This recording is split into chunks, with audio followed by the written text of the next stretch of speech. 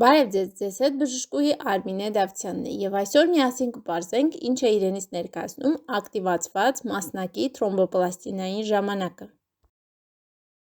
Այս տեստը կոչվում է նաև կաոլին կեֆալինային ժամանակ, միջազգային հապավումն է APTT, ռուսերեն հապավումը AÇTV։ Այն իրենից ներկայացնում է արյան պլազմային, կաոլին կեֆալինային խառնուրդ և կալցիումի քլորիդ ավելացնելուց հետո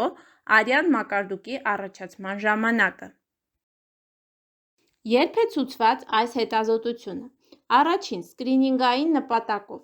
Օրինակ, վիրահատությունից առաջ մակարդելության համակարգի վիճակը գնահատելու համար։ Երկրորդ, երբ ունենք արյան մակարդելության տարբեր խանգարումներ։